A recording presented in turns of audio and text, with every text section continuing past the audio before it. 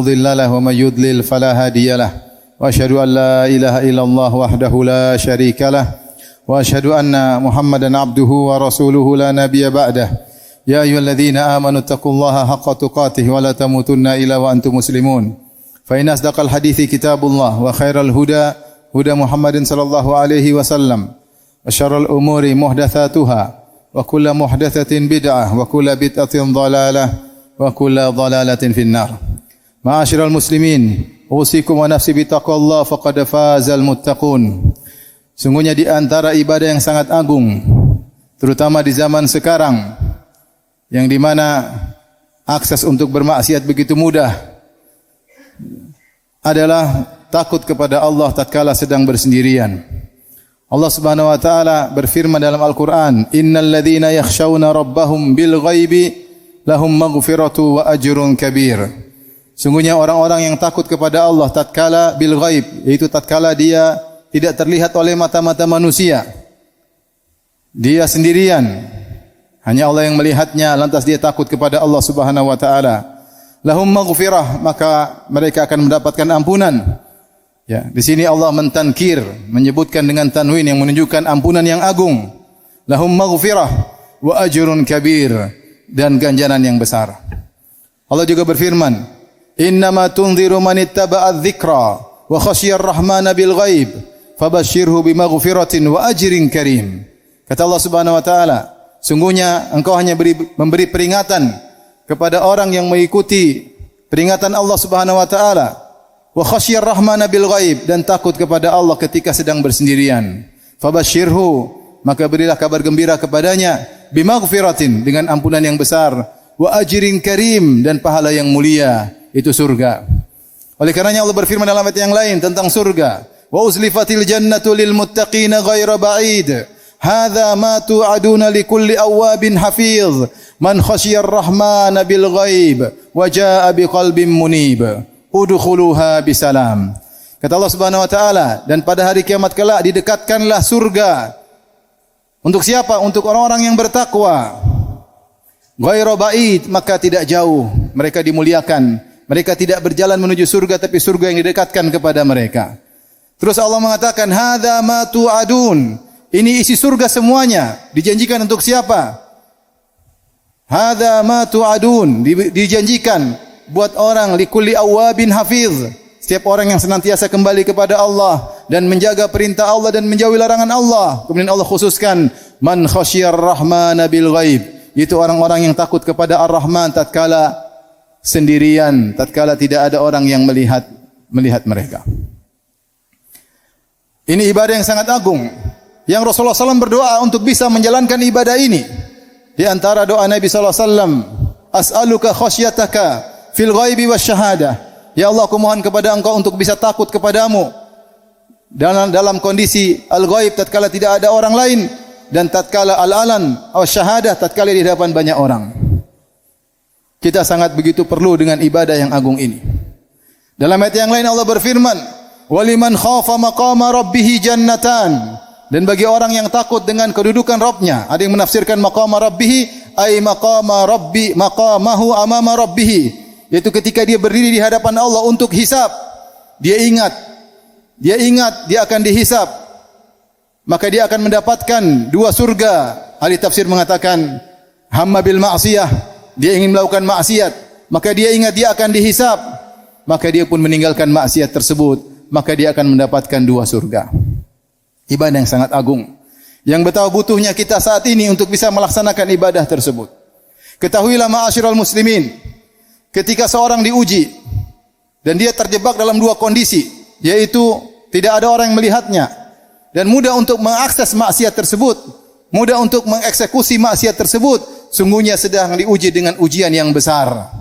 Allah pernah menguji para sahabat. Kata Allah Subhanahu wa taala, "Ya ayyuhalladzina amanu la yabluwannakumullahu bisyai'in minas saydi tanaluhu aydikum wa rimahukum liya'lamallahu man yakhafuhu bil ghaib faman i'tada ba'da dzalika falahu 'adzabun alim." Wahai orang yang beriman, benar-benar Allah Subhanahu wa taala akan menguji kalian dengan sedikit hewan buruan yang bisa kalian tangkap dengan tangan kalian atau bisa kalian tombak dengan tombak kalian. Ayat ini turun tentang para sahabat yang sedang berumrah atau berihram. Mereka berangkat dari Madinah menuju Mekah dan aturan ihram tidak boleh berburu, tidak boleh berburu. Sementara mereka kelaparan. Tiba-tiba Allah uji. Ada hewan-hewan buruan jadi jinak tiba-tiba di depan mereka, mudah untuk ditangkap. Kalau mereka tangkap tidak ada yang tahu. Mudah untuk ditombak. Ternyata itu ujian, bahan ujian dari Allah. Makanya Allah mengatakan la yabluwannakumullah. Sungguh Allah akan menguji kalian. Buat apa Allah menguji? Liya'lamallahu may yakhafuhu bil ghaib. Agar Allah tahu mana di antara kalian yang takut kepada Allah tatkala sendirian, tatkala ada yang melihat. Tatkala tidak ada yang melihat. Faman i'tada, karena siapa yang takut kepada Allah tatkala bersendirian, maka Allah siapkan ganjaran yang besar. Faman i'tada ba'da dzalika falahu adzabun alim. Siapa yang melanggar, maka dia akan mendapatkan ganjaran yang besar. Akan mendapatkan siksaan yang berat, siksaan yang pedih. Ma'asyiral muslimin, begitu agungnya ibadah ini, takut kepada Allah tatkala bersendirian. Maka Allah sebutkan contoh seorang Nabiullah yang mulia Yusuf alaihissalam.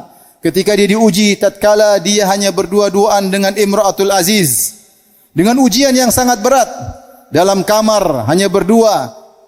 Wa ghallaqatil abwab, pintu-pintu telah dikunci oleh sang wanita yang cantik jelita tersebut. Dan yang wanita tersebut yang merayu Yusuf alaihissalam. Dan Yusuf alaihissalam masih sangat muda. Gejolak syahwatnya tentu lebih besar daripada orang yang sudah tua. Dan Yusuf alaihissalam pun jauh dari kampung halamannya. Tidak ada yang melihat mereka jika mereka bermaksiat. Akan tapi Yusuf alaihissalam berhasil selamat dari godaan tersebut. Dia tahu dia sedang diuji oleh Allah Subhanahu wa taala. Oleh karenanya begitu agungnya ibadah takut kepada Allah tatkala bersendirian, maka Nabi menyebutkan contoh-contoh orang istimewa, sampai Nabi sebutkan 2 kali tentang contoh orang istimewa yang takut kepada Allah tatkala bersendirian. Di antaranya ketika Nabi sallallahu alaihi wasallam menyebutkan sab'atun yudhilluhumullah fi yaumin la dhilla illa dhilluh. 7 golongan yang Allah naungi pada hari kiamat kelak. Tatkala tidak ada yang menaungi kecuali naungan Allah Subhanahu wa taala. Di antaranya yang kelima kata Nabi sallallahu alaihi wasallam, rajulun datum ra'atun dzatu mansibin wa jamalin faqala inni akhafullah. Seorang laki pemuda dirayu oleh seorang wanita cantik jelita dan punya kedudukan, kaya raya, terhormat. Dan ini cita-cita para lelaki, mendapatkan wanita cantik jelita dan kaya raya. Dan dia yang mulai merayu. Namun apa kata sang lelaki? Inni akhafullah, aku takut kepada Allah. Nabi juga menceritakan tentang kisah 3 orang dari kalangan Bani Israel yang mereka terjebak dalam goa. Ada batu yang menutup pintu goa sehingga mereka tidak bisa keluar, sehingga mereka pun berdoa dengan bertawassul amal soleh yang mereka lakukan. Di antaranya ada seorang yang berdoa, ya Allah, sungguhnya aku memiliki wanita sepupuku yang sangat aku cintai. Tidak ada lelaki cinta kepada seorang wanita seperti cintaku kepadanya. Dan aku selalu merayunya dan dia tidak mau dariku. Sehingga suatu saat dia terkena musibah dan dia butuh uang yang banyak, maka aku berikan dia dinar yang banyak, emas, dengan syarat dia menyerahkan kehormatannya kepadaku. Akhirnya dia nurut. Ketika aku sudah duduk di hadapannya, tinggal melakukan apa yang dilakukan, tiba-tiba dia berkata, ya Abdullah, ittaqillah wa la tafuddal khatam illa bihaqqi. Wahai fulan, bertakwalah kepada Allah, jangan kau melanggar kecuali dengan haknya. Maka aku tinggalkan wanita ini karena engkau ya Allah. Jika aku melakukannya karena engkau ya Allah, maka bukalah pintu goa. Cerita yang agung, yang menakjubkan. Bagaimana orang terpilih yang bisa digoda dengan godaan yang luar biasa, kemudian dia berhasil lolos. Dia mendapatkan ganjaran yang besar, ajrun karim, ganjaran yang mulia, ajrun kabir, ganjaran yang besar di surga. Kemudian mendapatkan ampunan yang luar biasa dari Allah Subhanahu wa taala. Oleh karena jika seorang mendapatkan kondisi demikian, dia sedang sendirian, datang godaan, tidak ada yang melihatnya, mengaksesnya mudah. Di antaranya tatkala mungkin dia sedang di luar kota, sedang di hotel atau sedang bersendirian, di hadapannya ada gadgetnya atau ada laptopnya. Dia bisa mengakses apa yang dia inginkan, atau ada wanita yang menggodanya lewat telepon atau yang lain, lewat aplikasi. Maka dia ingat ayat ini, waliman khafa maqama rabbih jannatan.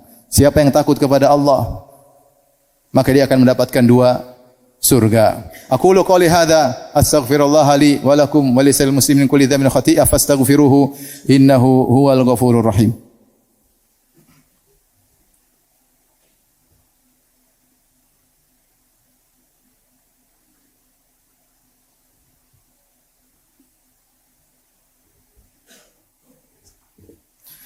Alhamdulillah ala ihsanih wa syukru lahu ala taufiqihi wa amtinanihi wa asyhadu an la ilaha illallah wahdahu la syarika lahu ta'ziman li sya'nih wa asyhadu anna Muhammadan abduhu wa rasuluhu ila ridwanih. Allahumma salli alaihi wa ala alihi wa ashabihi wa ikhwanih. Ma'asyiral muslimin. Yang dimaksud dengan firman Allah innal ladzina yakhshawna rabbahum bil ghaib.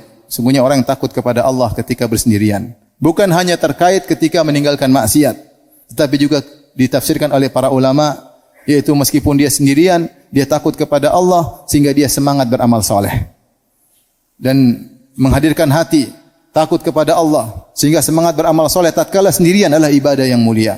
Terutama di zaman sekarang yang di mana orang-orang banyak yang gandrung untuk mempublish amalan mereka di hadapan manusia yang lain, untuk dipuji, untuk disanjung, sementara dia takut kepada Allah. Dia ingin beramal saleh meskipun tidak ada yang melihat, dia tetap semangat. Maka seorang yang memiliki rasa takut kepada Allah tatkala bersendirian, bukan hanya dia takut meninggalkan maksiat karena takut kepada Allah, tapi dia juga akan perbaiki amalannya karena takut kepada Allah. Dia tahu dia akan dihisab oleh Allah Subhanahu wa taala.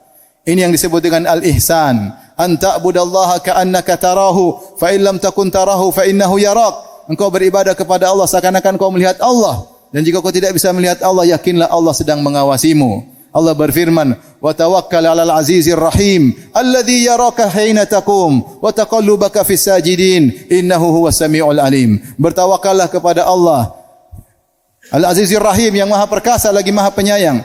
Alladzi yaraka hina taqum, yang melihat engkau ketika kau berdiri untuk salat. Seorang ketika salat di hadapan orang atau sedang bersendirian, dia tahu Allah sedang menilainya. Wa taqallubaka fis sajidin, Allah sedang melihat dia. Bahkan Allah melihatnya taqallubnya, yaitu dia bergerak-geraknya bersama orang-orang yang sujud, yaitu berubah dari kondisi ke kondisi yang lain. Dia salat dari awal sampai akhir dinilai oleh Allah Subhanahu wa taala. Innahu was-sami'ul alim, sungguhnya Allah Maha mendengar lagi Maha mengetahui. Orang yang menghadirkan dalam dirinya, Allah selalu memantaunya, dan Allah memiliki nama Raqib. Raqib maknanya adalah melihat dengan pengawasan. Makanya dikatakan markab, yaitu tempat untuk mengawasi seperti di tepi pantai. Selalu orang yang di situ melihat, bukan sekedar melihat, tapi dengan pengawasan ketat. Jangan sampai ada musuh yang masuk, jangan sampai ada kapal asing yang masuk. Maka orang tersebut dikatakan muraqib atau raqib. Dan Allah mengatakan, innallaha kana 'alaikum raqiba. Sungguhnya Allah Maha Raqib, yaitu Maha mengawasi, melihat dengan detail segala perbuatan kalian. Wa kana Allahu bikulli syai'in raqiba. Dan sungguhnya Allah Raqib, Maha mengawasi atas segala sesuatu. Maka jadilah dia beramal soleh dengan yang terbaik, karena dia tahu Allah sedang mengawasi. Jika seorang sudah tahu Allah yang menilai, Allah yang mengawasi, maka dia tidak perlu validasi dari siapapun. Dan dia tidak perlu diawasi oleh CCTV, karena dia tahu ada Maha Pengawas yang akan menghisapnya pada hari kiamat kelak. Semoga Allah Subhanahu wa taala menjadikan kita hamba-hambanya yang takut kepada Allah Subhanahu wa taala tatkala bersendirian.